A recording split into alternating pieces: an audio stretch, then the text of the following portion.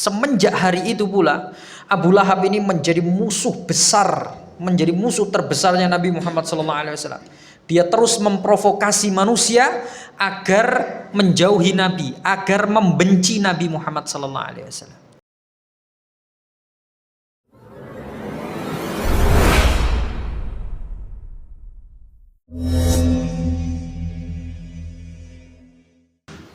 Bismillahirrahmanirrahim.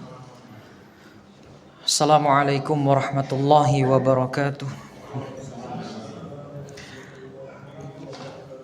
Innal hamdalillahi nahmaduhu wa nasta'inuhu wa nastaghfiruh wa na'udzu billahi min shururi anfusina wa sayyiati a'malina. May yahdihillahu fala mudhillalah wa may yudlil fala hadiyalah. Ashhadu an la ilaha illallah wahdahu la syarikalah wa ashhadu anna Muhammadan abduhu wa rasuluhu la nabiyya ba'dah. Qala Allah ta'ala fi kitabihil karim ya ayyuhalladzina amanu taqullaha haqqa tuqatih wa la tamutunna illa wa antum muslimun. Wa qala ya ayyuhan nas ittaqu rabbakumul ladzi khalaqakum min nafsin wahidah wa khalaqa minha zawjaha wa batha minhuma rijalan katsiran wa nisaa'a wattaqullaha alladzi tasaaluna bihi wal arham innallaha kana 'alaikum raqiba. Wa qala ya ayyuhalladzina amanu taqullaha wa qulu qawlan sadida yuslih lakum a'malakum wa yaghfir lakum dhunubakum wa may yuti'illaha wa rasulahu faqad faza fawzan 'azima. Amma ba'du fa inna asdaqal hadithi kitabullah wa khairal huda huda Muhammadin sallallahu alaihi wa alihi wasallam wa syarral umuri muhdatsatuha fa inna kulla muhdatsatin bid'ah wa kulla bid'atin dhalalah wa kulla dhalalatin finnar. Ma'asyiral muslimin rahimani wa rahimakumullah. Alhamdulillah, kita memuji Allah Subhanahu wa taala atas segala limpahan nikmat dan karunia-Nya kepada kita semua, dan kita bersyukur kepada Allah atas kesempatan yang telah diberikan kepada kita pada malam hari ini sehingga kita bisa bertemu kembali di tempat yang mulia ini, di salah satu rumah Allah Subhanahu wa taala, dalam keadaan yang baik, dalam kondisi yang sehat, dalam suasana bertaqarrub ilallah, mendekatkan diri kepada Allah Subhanahu wa taala dengan berbagai amalan yang telah disyariatkan kepada kita. Pada kesempatan malam yang berbahagia ini, jamaah yang dirahmati Allah, kita akan melanjutkan kembali pembahasan kita tentang sejarah perjalanan dari kehidupan manusia yang paling mulia, yang menjadi qudwah bagi kita, yaitu Nabi Muhammad sallallahu alaihi wasallam. Di mana pada kesempatan yang terakhir pembahasan kita, atau kita telah membahas tentang perjuangan beliau dalam mendakwahkan agama Islam ini secara sembunyi-sembunyi. Beliau Nabi Muhammad sallallahu alaihi wasallam berdakwah selama sembunyi-sembunyi kurang lebih 3 tahun. Mendatangi rumah-rumah, kemudian menjumpai satu persatu manusia yang beliau anggap mereka ini mempunyai kemungkinan besar untuk bisa menerima dakwahnya. Dan ternyata jamaah yang dirahmati Allah, perjuangan beliau selama 3 tahun berdakwah secara sembunyi-sembunyi itu membuahkan hasil yang baik, di mana ternyata banyak orang-orang yang kemudian tertarik dengan agama yang dibawa oleh Nabi Muhammad SAW. Karena memang agama yang dibawa oleh Nabi ini adalah agama yang baik, agama yang bertolak belakang dengan kehidupan masyarakat Arab di masa jahiliyah pada saat itu, di mana mayoritas masyarakat jahiliyah pada saat itu mereka hidup seperti kehidupannya orang-orang yang tidak berakal, ya. Yang kuat yang menang, yang lemah ditindas, ya. Praktek kezaliman, perzinahan dan lain sebagainya itu menjadi kehidupan sehari-hari mereka. Sehingga banyak orang yang merasa tertindas, merasa tidak adil dengan kondisi kehidupan pada saat itu, ya. Kemudian datanglah Nabi Muhammad SAW membawa agama yang baik ini. Mereka diajak untuk mengenal agama Islam, di mana ajaran-ajaran agama Islam itu adalah ajaran yang saling memuliakan manusia, untuk memuliakan manusia, tidak membedakan derajat umat manusia, semuanya sama di mata Allah, yang membedakan hanyalah ketakwaan. Kemudian diceritakan tentang surga dan neraka dan lain sebagainya. Dan ternyata banyak orang yang tertarik dengan ajaran Nabi Muhammad SAW ini. Sampai kemudian agama Islam yang oleh Nabi SAW disebarkan secara sembunyi-sembunyi ini memiliki banyak pengikut, sehingga walaupun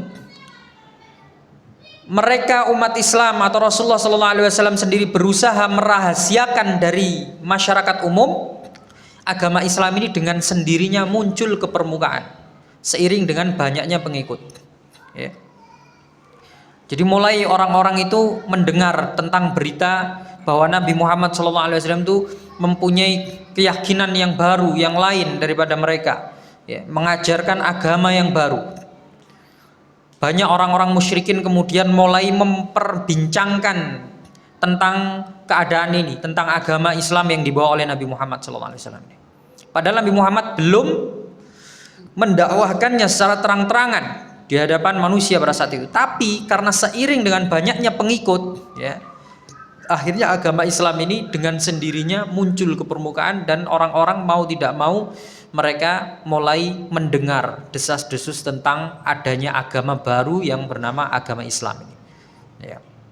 Agama yang menurut mereka baru, padahal agama Islam ini ajaran yang sudah ada dari zaman dahulu, cuman kemudian diselewengkan, ditinggalkan. Datanglah Nabi Muhammad berusaha untuk kembali mengajarkan agama ini kepada orang-orang yang telah meninggalkan agama Islam ini. Nah, jamaah yang dirahmati Allah, dalam kurun waktu 3 tahun itu Nabi SAW dan para sahabatnya, mereka ketika beribadah itu sembunyi-sembunyi. Mereka sholatnya itu disebutkan mereka pergi ke Syi'ib. Syi'ib itu seperti lembah gitu, ya, di antara bebukitan itu. Mereka pergi ke tempat yang jauh, kemudian mereka melaksanakan ibadah sholat di sana supaya tidak ada yang mengetahui, ya. Dan sholat di masa lalu, di awal-awal Islam itu sudah ada syariat sholat. Hanya saja berbeda dengan sholat fardu yang kita lakukan saat ini. Dulu sholatnya dilakukan 2 rakaat, ya, sebelum datangnya syariat sholat fardu ini. Syariat sholat fardu ini datang ketika Nabi SAW itu mi'raj ke langit, langsung diberikan oleh Allah Subhanahu Wa Taala. Sebelum ada syariat kewajiban sholat 5 waktu ini, sudah ada terlebih dahulu kewajiban untuk sholat, ya, kepada Nabi SAW dan kaum muslimin pada saat itu. Hanya saja metodenya yang berbeda-beda. Nah, kemudian jamaah yang dirahmati Allah Subhanahu Wa Taala, setelah kurang lebih 3 tahun Nabi SAW mendakwahkan agama Islam secara sembunyi-sembunyi ini, dan umat Islam semakin banyak komunitas-komunitas umat Islam, dan agama Islam mulai muncul ke permukaan, mulai diperbincangkan oleh masyarakat Arab secara luas pada saat itu. Kemudian turunlah di tahun yang ketiga firman Allah Subhanahu Wa Taala yang menjadi awal pertanda perintah bagi Nabi SAW untuk mendakwahkan agama Islam ini secara terang-terangan. Kemudian turunlah surat Asy-Syu'ara ayat 214. Allah mengatakan, wa anzir ashiratakal aqrabin.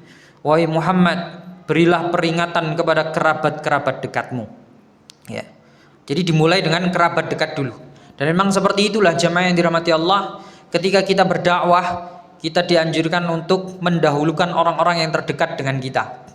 Pertama, kenapa kok orang-orang terdekat dengan kita? Pertama, mereka lebih besar peluangnya untuk menerima dakwah kita, ya. Dan kemudian mereka karena paling dekat dengan kita, mereka paling besar haknya untuk mendapatkan dakwah dari kita. Dan Allah Subhanahu wa taala berfirman, ya qu anfusakum wa ahlikum nar. Selamatkan dirimu dan keluargamu dari api neraka. Jadi sebelum kita mendakwahkan agama ini, menasehatkan agama ini kepada orang lain, maka keluarga yang lebih diutamakan terlebih dahulu. Nah ini. Kemudian Allah mengatakan wa anzir ashiratakal aqrabin. Berilah peringatan kepada kerabat-kerabat dekatmu. Maka setelah ayat ini turun, pada saat itu kemudian Nabi SAW mengundang keluarganya, seluruh keluarganya, Bani Hashim, semua diundang oleh Rasulullah SAW. Termasuk pada saat itu ada Abu Lahab, ada Abu Thalib juga, dan terkumpul kurang lebih 45 anggota keluarga beliau berkumpul di rumahnya Rasulullah SAW. Dan Rasulullah SAW ingin menyampaikan tentang siapa jati diri beliau sebenarnya. Namun jamaah yang dirahmati Allah, atas kuasa Allah Subhanahu wa taala, dan ini merupakan skenario dari Allah Subhanahu wa taala. Sebelum Nabi Muhammad SAW itu menyampaikan, mengungkapkan apa yang hendak beliau sampaikan kepada keluarganya ini, berupa nasihat, berupa dakwah itu tadi, Abu Lahab terlebih dahulu, waalaikumsalam, Abu Lahab terlebih dahulu menyela, ya. Dia mendahului Nabi untuk berbicara.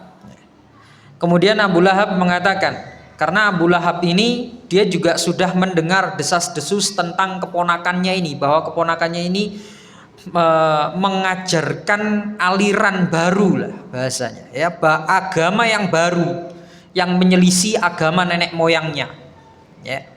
Maka Abu Lahab ini dia tidak suka dengan ponakannya ini. Padahal dahulu Abu Lahab dia adalah salah satu paman Nabi SAW yang bangga ketika Nabi SAW itu lahir, ya. Dia senang sekali. Bahkan sebelum Nabi Muhammad diangkat menjadi nabi, nanti akan kita singgung sedikit,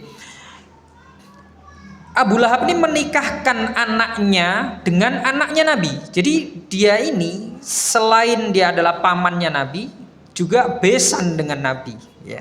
Anaknya dinikahkan dengan anaknya Nabi. Tapi begitu dia tahu bahwa Nabi SAW itu mengajarkan agama yang berbeda dari agama nenek moyangnya, ini jadi nggak suka ini.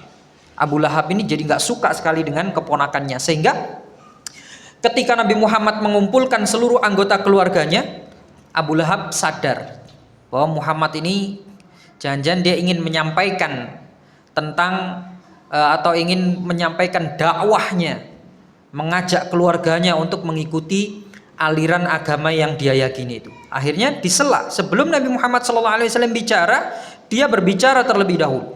Dia mengatakan, wahai Muhammad, ya, kau bisa lihat di sini yang hadir semua ini adalah keluargamu. Ada sepupu-sepupumu yang hadir di sini. Kemudian ada paman-pamanmu semuanya di sini. Di sini semua adalah orang-orang yang mulia, yang bahkan orang Arab, semua orang Arab memuliakan keluarga kita. Ya.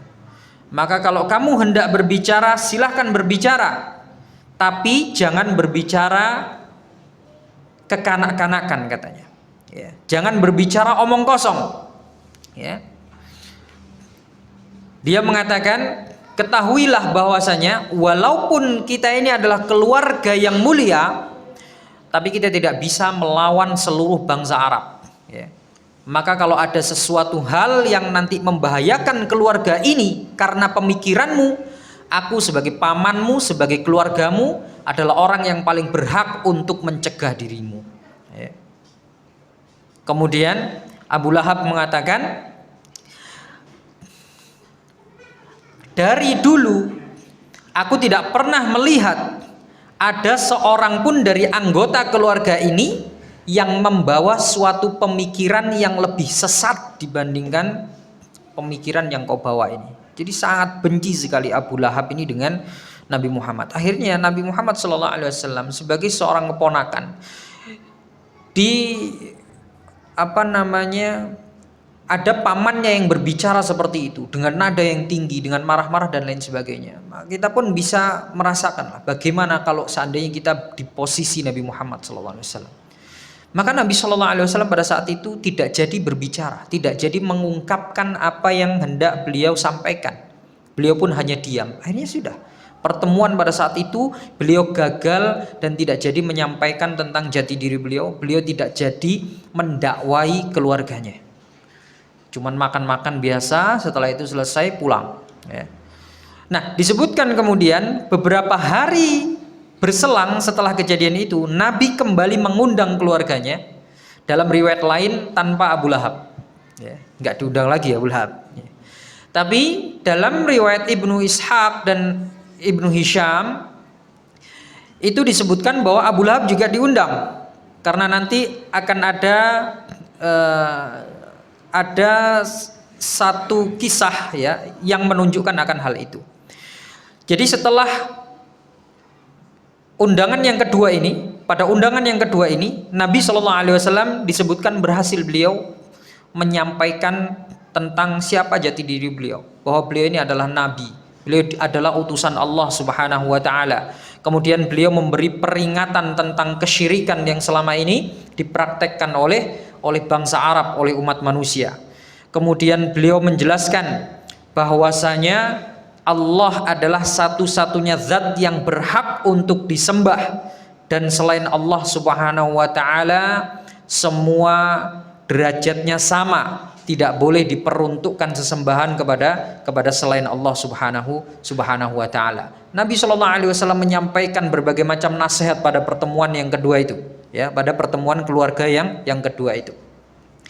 Beliau menyampaikan berbagai macam hal tentang agama Islam ini, dan setelah beliau mengungkapkan semua apa yang ingin beliau sampaikan, dan pada saat itu ada paman beliau yang sangat mencintai beliau, yaitu Abu Thalib. Abu Thalib kemudian dia mengatakan, sungguh wahai keponakanku, kami akan menolongmu, kami menerima nasihatmu, dan kami membenarkan tindakanmu. Karena jemaah yang dirahmati Allah, sebelum kejadian ini Abu Thalib itu sebenarnya sudah tahu bahwa Muhammad ponakannya ini membawa ajaran yang baru, membawa ajaran baru. Dan Abu Thalib meyakini bahwa ajaran yang dibawa Nabi Muhammad ini adalah ajaran yang baik sebetulnya, bukan ajaran yang buruk, ajaran yang baik. Dan itu tahu. Kapan taunya? Ada sebuah kisah. Jadi Nabi Muhammad SAW pernah beberapa kali itu mengajak Ali bin Abi Thalib. Ali bin Abi Thalib, anaknya Abu Thalib ini, anaknya pamannya beliau. Jadi Ali ini diajak ke Syi'ib tadi, ke lembah-lembah untuk melakukan ibadah. Pergi pagi pulang sore, pergi pagi pulang sore, untuk beribadah, untuk belajar agama Islam dengan Nabi Muhammad. Nah, kemudian Abu Thalib ini penasaran, ini anak berdua kemana nih, kok setiap hari pergi pagi pulang sore, pergi pagi pulang sore. Akhirnya ditunggu oleh Abu Thalib.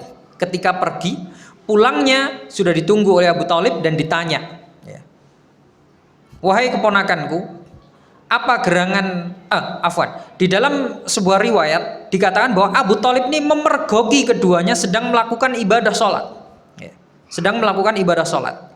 Kemudian ditanyalah Nabi Muhammad ini oleh pamannya, yaitu Abu Thalib ini, wahai ponakanku, apa gerangan agama yang kau yakini, yang kau bawa ini?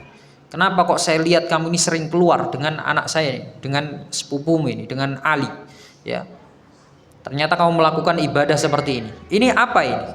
Kemudian dijelaskanlah oleh Rasulullah bahwa ini adalah agama Allah, agama para malaikat, dan agama para utusan-utusan Allah.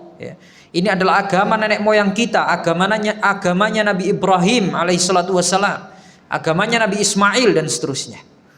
Dan aku adalah utusan Allah. Disebutkan aku adalah utusan Allah Subhanahu wa Ta'ala.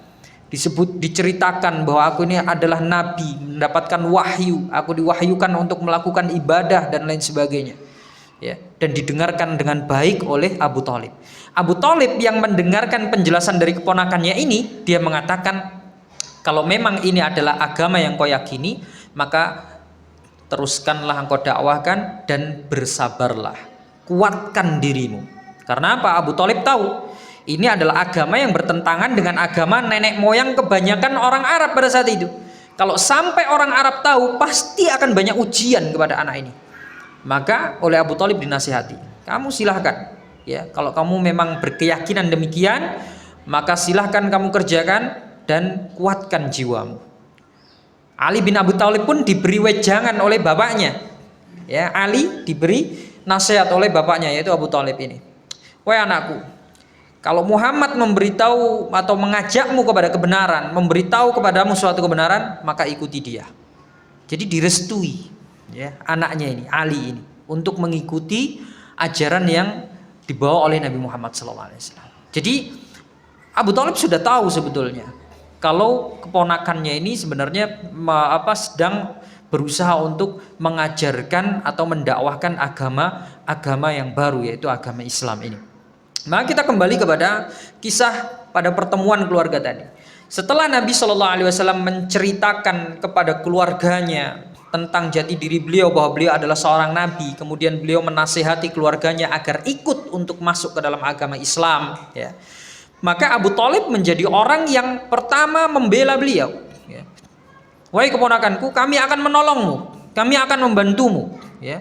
Hanya saja kata Abu Thalib, aku masih belum bisa meninggalkan agama nenek moyangku ya. Maka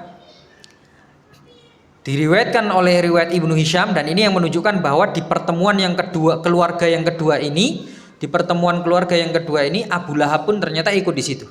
Setelah Abu Lahab mendengar ucapan Abu Thalib yang ingin membela Nabi Muhammad SAW ini, Abu Lahab mengatakan, demi Allah ini adalah suatu bencana. Ya. Dia mengatakan kepada saudaranya, Abu Lahab mengatakan kepada saudaranya yaitu Abu Thalib, kau cegah dia sebelum orang lain mencegah dirinya. Abu Thalib menjawab, demi Allah selama aku hidup maka aku akan menjaga anak ini. Dan di pertemuan keluarga itu, jamaah yang dirahmati Allah, tidak semua keluarga itu menolak Nabi, memusuhi Nabi, enggak. Bahkan ada yang menerima dakwahnya. Di antaranya adalah bibi beliau, yaitu Sofiyah ya. Sofiyah binti Abdul Muttalib, bibinya Nabi Muhammad SAW, ayahnya Zubair bin Awam. Zubair bin Awam sudah masuk Islam terlebih dahulu. Yang mengislamkan adalah Abu Bakar As-Siddiq ya. Di hari pertama Abu Bakar As-Siddiq masuk Islam, langsung Abu Bakar mencari beberapa orang untuk diislamkan, di antaranya adalah Zubair bin Awam. Nah, pada pertemuan keluarga yang kedua ini baru menyusul ibunya, yaitu Sofiyah ya. Menerima dakwahnya Nabi Muhammad SAW itu. Nah, kemudian jamaah yang dirahmati Allah, dalam pertemuan itu beliau mendapat dukungan dari beberapa anggota keluarganya. Namun dukungan yang beliau anggap sebagai dukungan terkuat pada saat itu adalah dukungan dari Abu Thalib, paman beliau. Karena apa? Karena Abu Thalib ini adalah orang yang dituakan, kemudian orang yang punya wibawa, kemudian orang yang sangat mulia dan sangat dihormati. Dan Allah dengan hikmahnya, ini merupakan skenario dari Allah Subhanahu wa Ta'ala, kemudian menjadikan orang yang mulia tersebut sebagai pembela Nabi, walaupun beliau tidak masuk Islam sampai beliau meninggal, tapi beliau sangat gigih dalam membela keponakannya ini, Masya Allah ya. Tapi beliau tidak masuk Islam sampai beliau meninggal dunia. Nah, kemudian setelah beliau merasa mendapatkan dukungan yang kuat dari pamannya, yaitu dari Abu Thalib, beliau semakin semangat untuk mendakwahkan agama Islam ini dan semakin hilang keraguan-raguan dalam dirinya, semakin berani ya. Ditambah lagi kemudian turun ayat yang benar-benar memerintahkan beliau untuk mensyiarkan agama Islam ini secara terang-terangan kepada umat manusia, yaitu surat Al-Hijr ayat 94 sampai 99. Allah Subhanahu wa Ta'ala berfirman, fasda' bima tu'mar wa a'rid 'anil musyrikin. Maka sampaikanlah wahai Muhammad agama Islam ini secara terang-terangan ya. Agama Islam ini secara terang-terangan kepada manusia, Wa a'rid 'anil musyrikin, dan berpalinglah engkau dari orang-orang yang musyrik. Jadi tidak usah dihiraukan orang-orang yang musyrik itu. Inna kafainakal mustahzi'in, sesungguhnya kami akan memeliharamu dari kejahatan orang-orang yang memperolok-olokmu. Alladzina yaj'aluna ma'allahi ilahan akhar fasawfa ya'lamun. Ya, orang-orang yang menganggap adanya Tuhan selain Allah yang berhak untuk disembah, maka mereka kelak akan mengetahui akibatnya. Walaqad na'lamu annaka yadhiqu sadruka bima yaqulun, dan sungguh kami mengetahui bahwa dadamu menjadi sempit, menjadi sesak disebabkan apa yang mereka ucapkan. Nabi SAW juga merasa sedih ketika beliau berdakwah kemudian mendapat penolakan. Dan siapa sangka ternyata yang menolak beliau adalah orang terdekat beliau, yaitu pamannya sendiri, ya, Abu Lahab. Beliau merasa sedih, merasa sempit dadanya, merasa sesak. Dan memang seperti itu. Para ulama mengatakan ayat ini juga ditujukan kepada para dai, ya, bahwa memang sudah ketetapan dari Allah Subhanahu wa taala. Orang yang mendakwahkan agama yang benar ini, agama Islam yang benar ini, pasti dia akan mendapatkan pertentangan.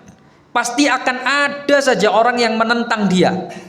Ini pasti, dan ini konsekuensi yang harus diterima oleh para dai, oleh para dai yang mengajak kepada agama yang benar.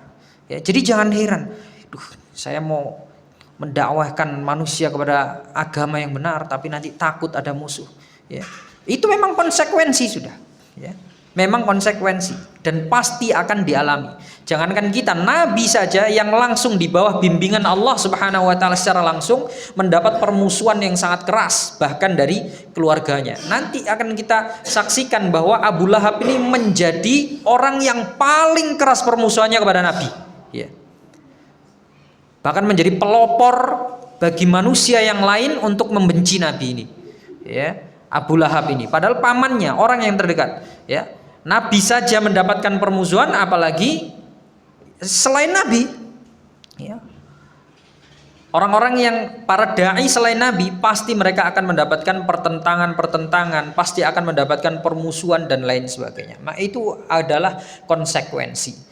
Ya, pasti orang kalau mendakwahkan kepada agama yang benar pasti dia akan mendapatkan permusuhan.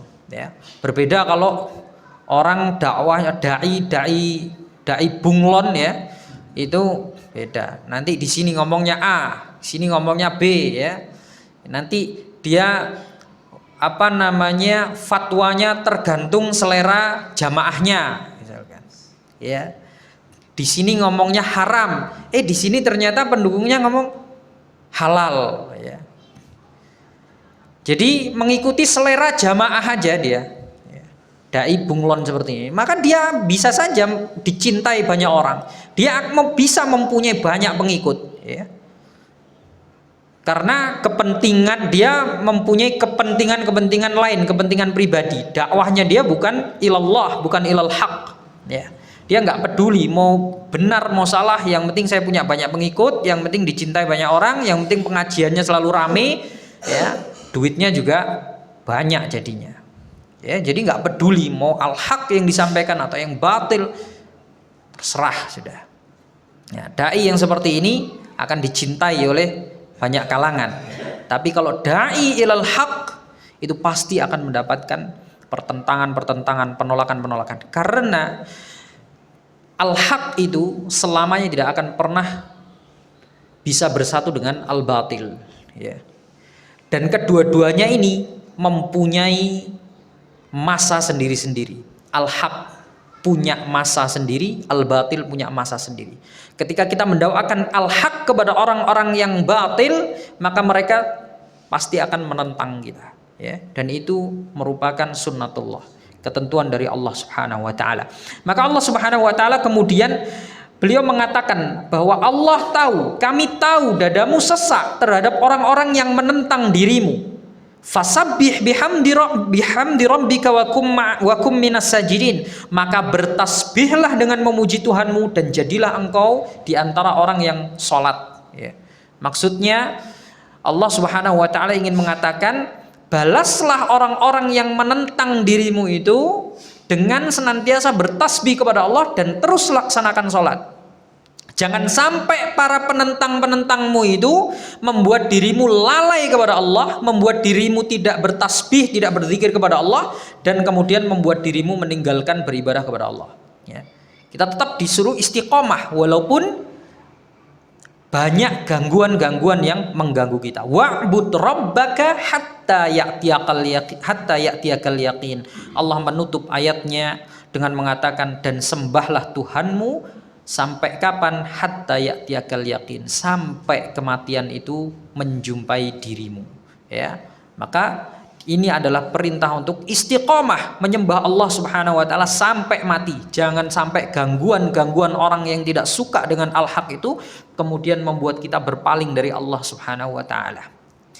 Nah, ini ayat ini jamaah yang dirahmati Allah, surat Al-Hijr ini dari ayat yang ke-94 sampai 99 ini merupakan perintah bagi Nabi Shallallahu Alaihi Wasallam untuk mendakwahkan agama ini secara terang-terangan. Jangan sembunyi-sembunyi lagi sudah.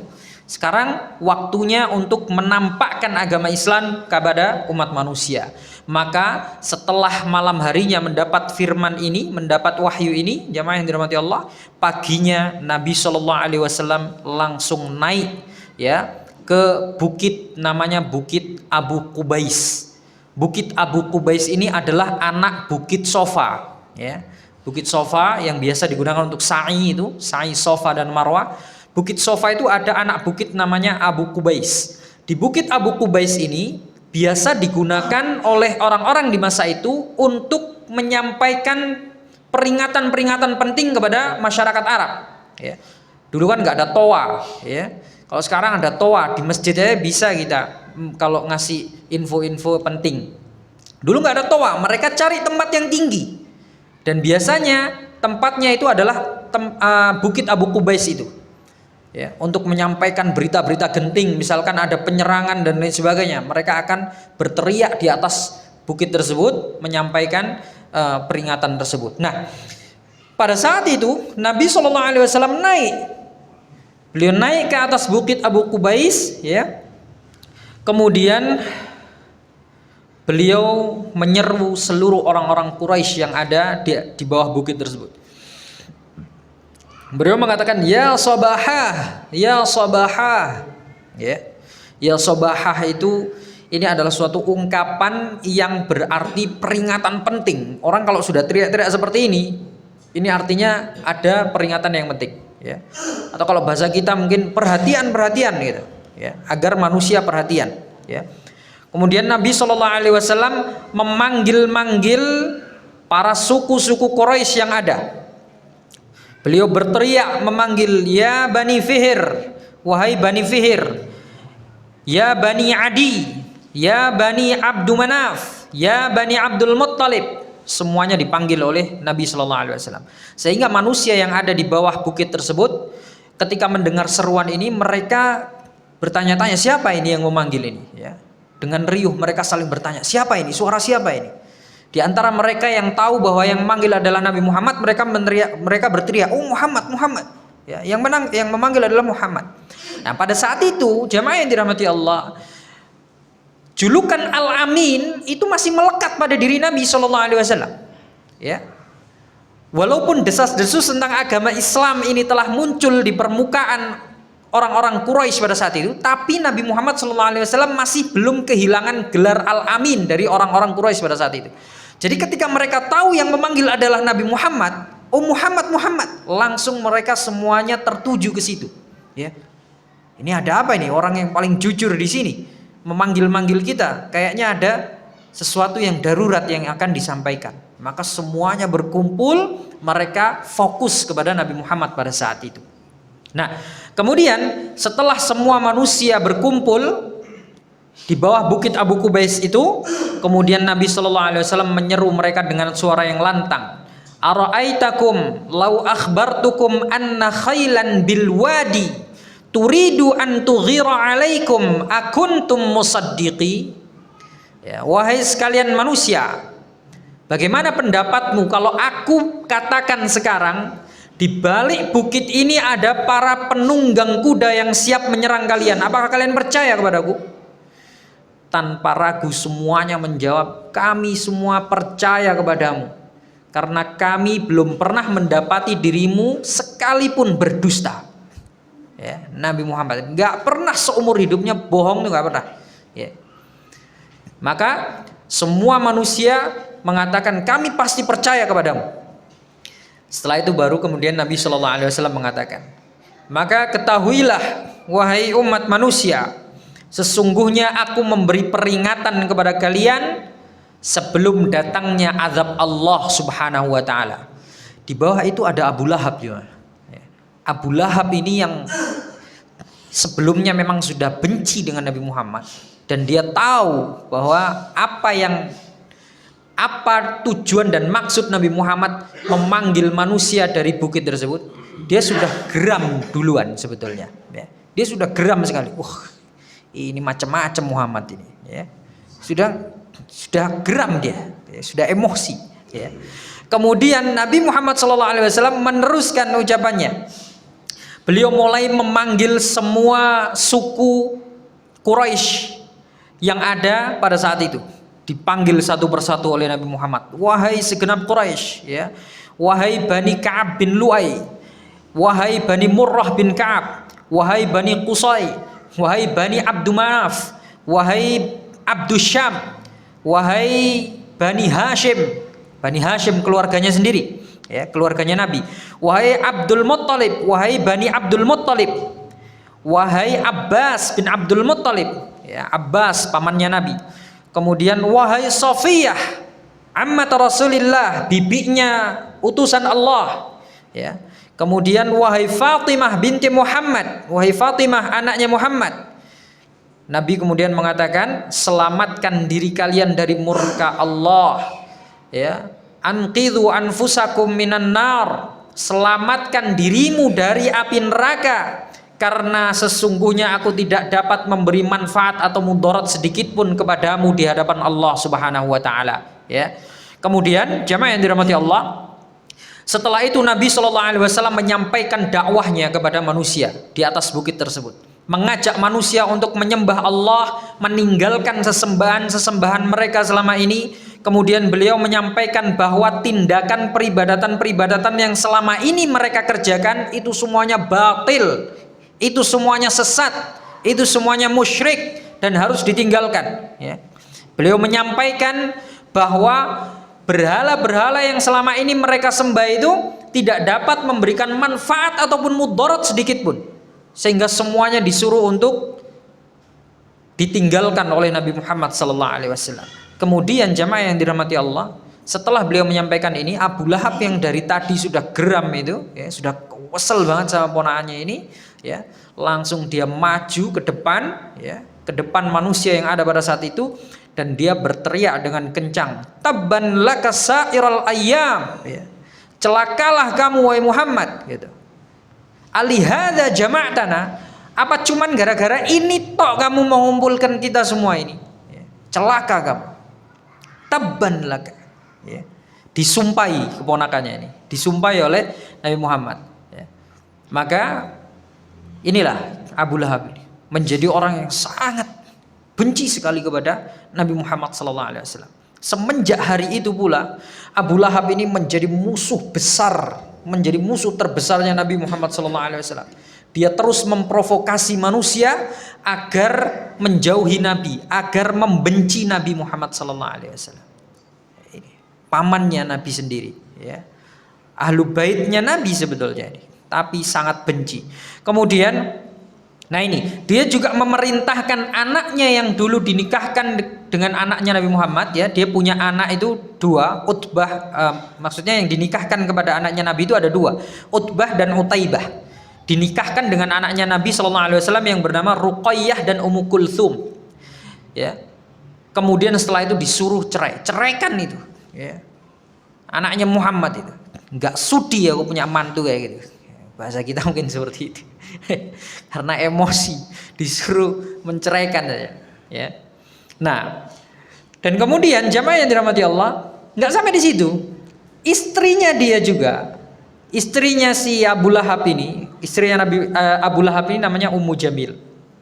Dia adalah kalau nggak salah saudarinya Abu Sufyan. Abu Sufyan yang nanti ketika Fathu Makkah, peristiwa Fathu Makkah dia masuk Islam. Tapi Ummu Jamil saudarinya ini sampai mati dia nggak masuk Islam nih. Ya.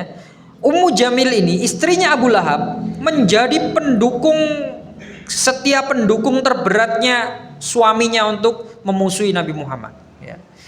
Dalam sebuah riwayat disebutkan si Abu Lahab ini dia membawa ranting-ranting yang berduri, ya. Kemudian diletakkan di depan pintu rumahnya Rasulullah SAW. Diganggu Rasulullah. Ya, dia nggak suka dengan Nabi. Kemudian jalan-jalan yang biasa digunakan oleh Nabi SAW untuk berdakwah itu dikasih ranting-ranting yang berduri, ya. Entah pohon-pohon bidara dan lain sebagainya, mungkin pokoknya yang banyak durinya, ya, untuk menghalangi langkahnya Nabi. Kemudian dia terus saja memberikan gangguan-gangguan kepada Nabi SAW sehingga Allah Subhanahu wa taala ini sangat murka kepada keluarga ini, ya, kepada keluarganya Abu Lahab dan Ummu Jamil ini. Sampai kemudian Allah Subhanahu wa taala akhirnya menurunkan satu surat berupa celaan secara khusus kepada keluarganya Abu Lahab ini dan diberi nama dengan surat Al-Lahab sebagaimana yang kita ketahui. Tabbat yada Abi Lahab wa tab. Kalau tadi Abu Lahab nyumpai Nabi tabban laka, maka sama Allah Subhanahu wa taala dia disumpahi juga. Tabbat yada Abi Lahab wa tab. Celaka Abu Lahab, ya. Celakalah tangan Abu Lahab dan benar-benar dia akan binasa. Ma aghna anhu maluhu wa ma kasab. Harta dan apapun yang dia usahakan tidak akan berguna sedikit pun bagi dirinya. Disumpahi oleh Allah Subhanahu wa taala. Sayasla naran dzata lahab. Kelak dia akan masuk kepada neraka yang bergejolak. Wa mra'atuhu hammalatal hatab. Sedangkan istrinya dia nanti akan bertugas membawa kayu bakar untuk membakar dirinya dan juga suaminya, ya. Fi jidiha hablum mim masad. Kemudian di lehernya nanti akan ada tali dari sabut-sabut yang dipintal. Karena dalam sebuah riwayat juga dikatakan dia ini membawa tali itu di lehernya untuk membakar ranting-ranting duri yang tadi disebarkan di jalan-jalan yang dilalui oleh Rasulullah SAW. Akhirnya dibalas di akhirat dengan hal seperti itu. Nah, jamaah yang dirahmati Allah Subhanahu wa taala, Ummu Jamil ketika dia mendengar ayat ini, dia merasa tersindir. Wah, ini kurang ajar Muhammad ini. Malah disumpahi balik keluarga gue kan. Dengan ayat ini kan keluarganya disumpahi balik berarti. Nggak terima dia. Dia keluar membawa batu. Dia bersumpah akan menyumpal mulutnya Nabi Muhammad dengan batu ini. Akhirnya dia teriak-teriak mencari Nabi Muhammad. Muhammad, mana kau? Ya. Nabi Muhammad pada saat itu sedang berada di dalam Ka'bah bersama Abu Bakar, sedang ngobrol.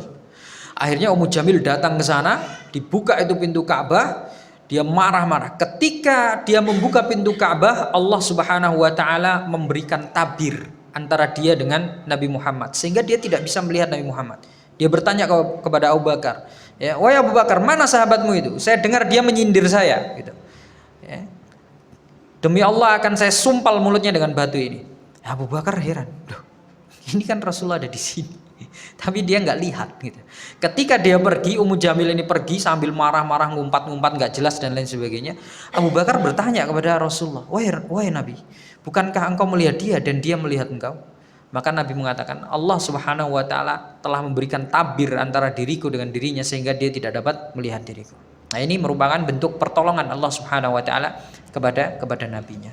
Nah, jemaah yang dirahmati Allah Subhanahu wa taala, sudah habis waktunya. Itu kiranya apa yang bisa saya sampaikan pada kesempatan kali ini. Insyaallah akan kita lanjutkan pada kesempatan berikutnya tentang pengalaman-pengalaman Nabi Shallallahu alaihi wasallam ketika beliau menjalani masa-masa dakwahnya secara terang-terangan ini di Makkah, ya. Di pertemuan yang akan datang insyaallah kita akan bahas lebih lanjut lagi. Karena waktunya sudah habis, kurang lebihnya saya mohon maaf. Kita akhiri perjumpaan kali ini dengan doa kafaratul majlis. Subhanakallahumma bihamdika asyhadu an la ilaha illa anta astaghfiruka wa atubu ilaik. Wassalamualaikum warahmatullahi wabarakatuh.